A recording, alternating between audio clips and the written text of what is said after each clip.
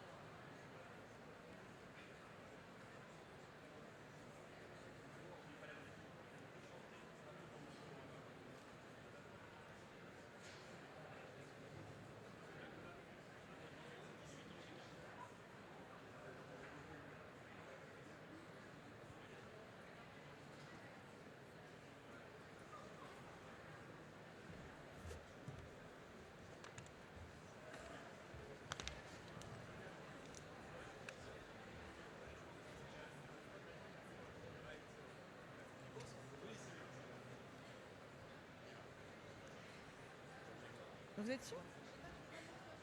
Si, annonce. Allez, fais un petit jingle.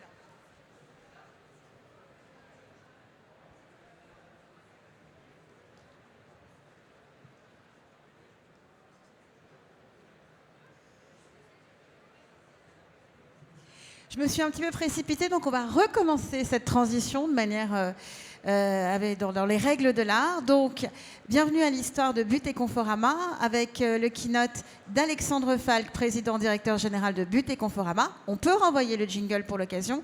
Il sera accompagné par Pascal Clouzard, cofondateur du salon. Merci à eux.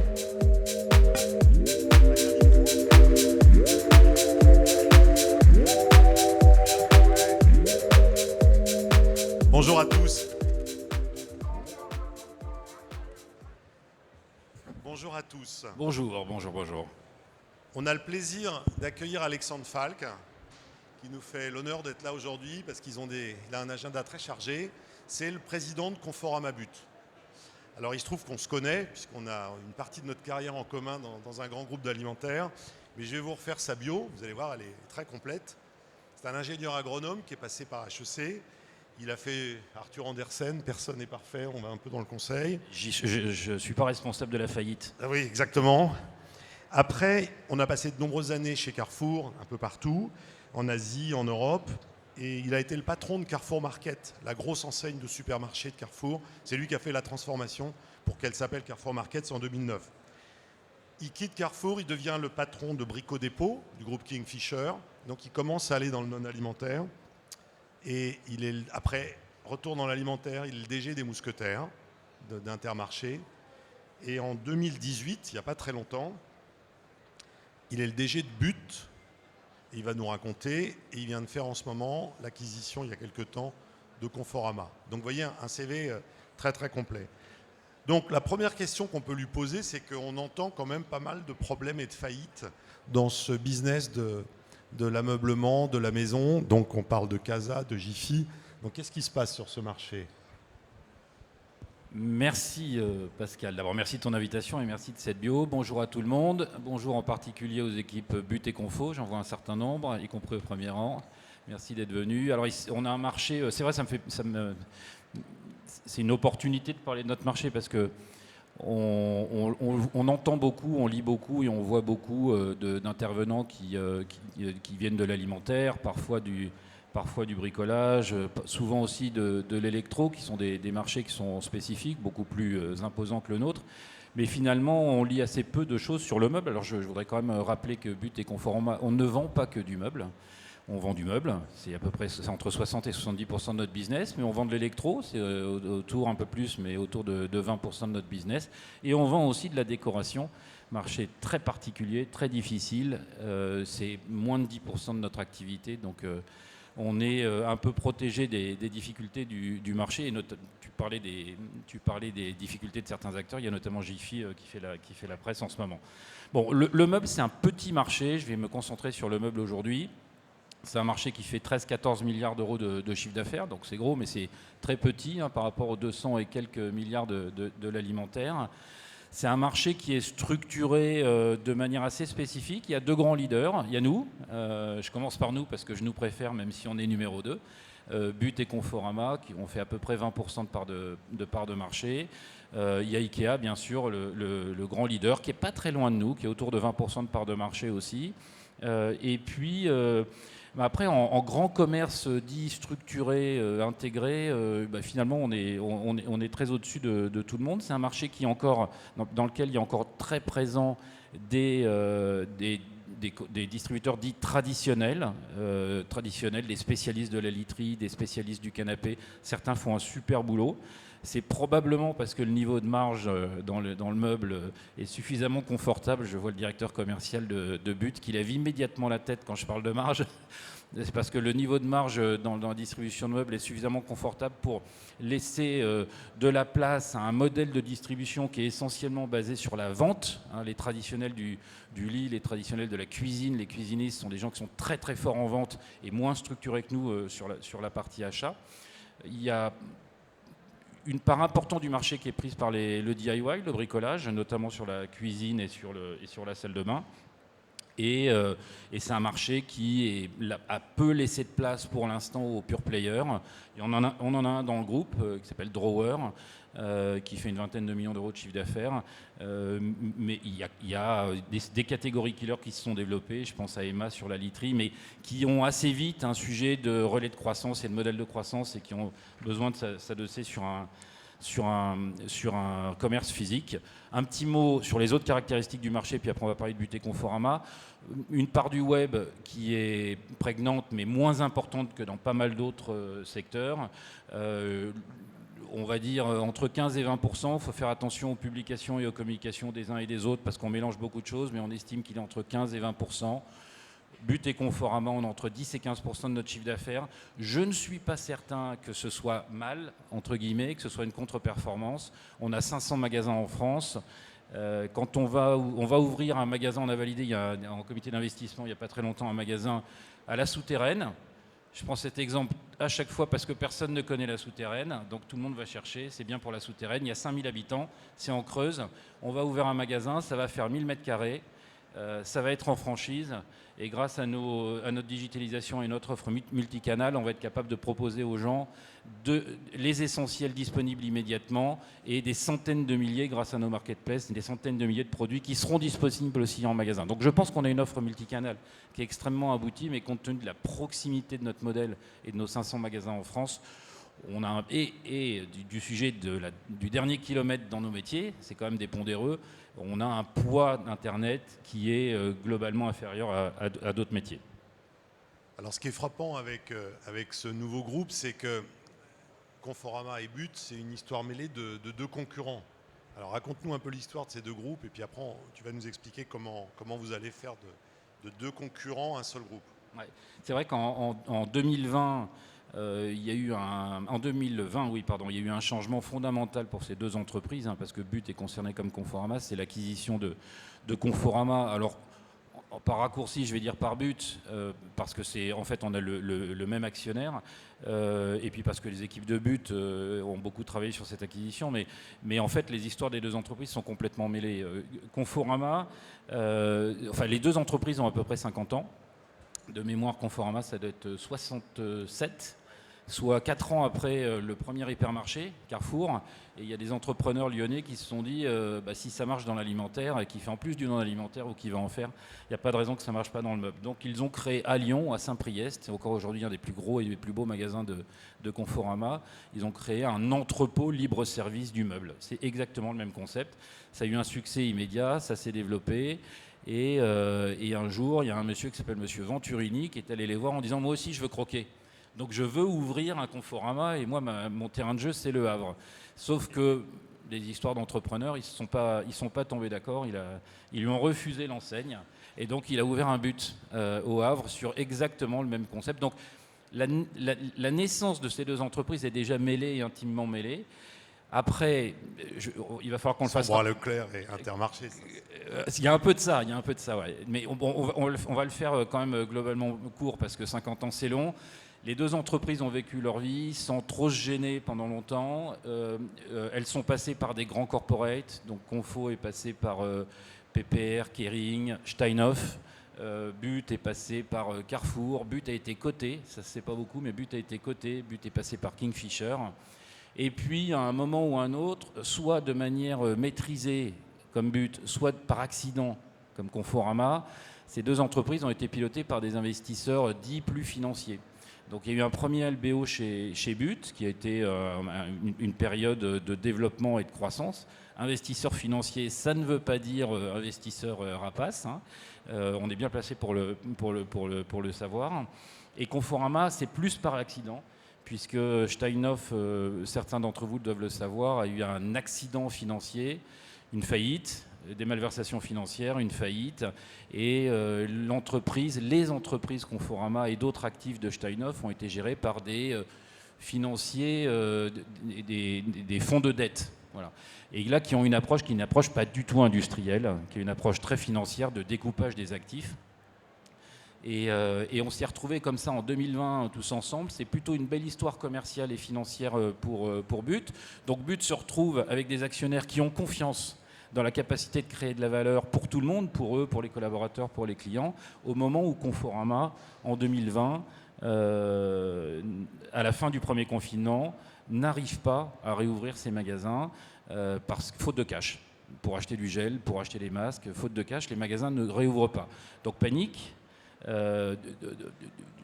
Gros travail des équipes de Conforama pour trouver un financement. À l'époque, le financement facile standard s'appelle le PGE. Pour éviter la première grosse faillite du premier confinement, probablement les banques, avec la couverture de l'État, auraient mis en place un PGE pour Conforama.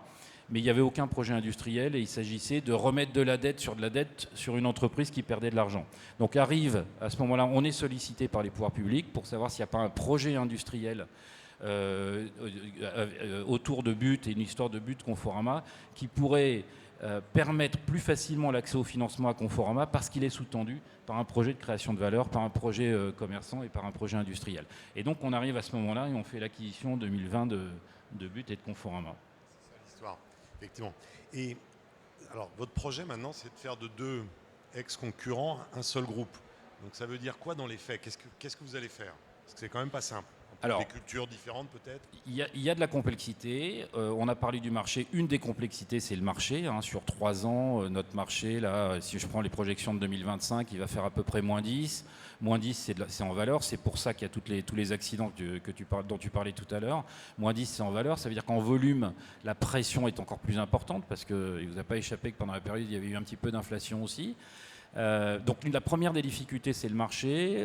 On a une difficulté qui est effectivement une difficulté culturelle. Parce que dans l'histoire de ces deux groupes, je disais tout à l'heure, au début, ils ne se sont pas trop gênés. Il y a quand même un moment, sur le terrain, on s'est un peu gêné parce qu'on grossissait. Et quand deux commerçants se gênent, ça veut dire dans les faits, ils se piquent des talents, ils se piquent des magasins, ils se piquent des franchisés et ils montent en place des plans commerciaux qui sont des plans commerciaux pour aller détruire l'autre, hein, pour aller faire du mal à l'autre. Donc il y a quand même des cultures qui sont...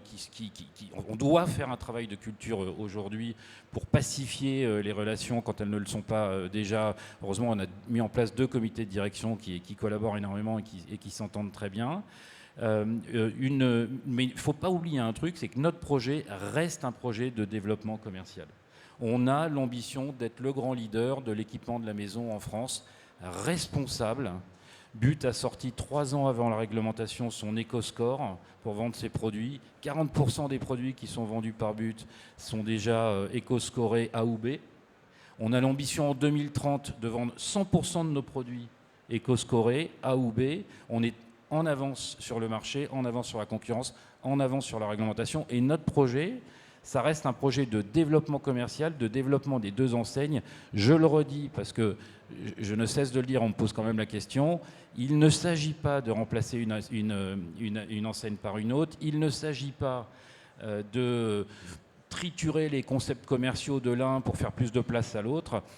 Il s'agit d'un projet de développement commercial responsable pour bâtir un grand leader français, notamment au service de l'industrie française, parce qu'on a 40% de nos produits qu'on vend qui sont issus d'usines françaises. On est, je crois, un exemple dans la distribution sur ce sujet-là, et on a des discussions qui sont des discussions de filière, notamment avec les pouvoirs publics.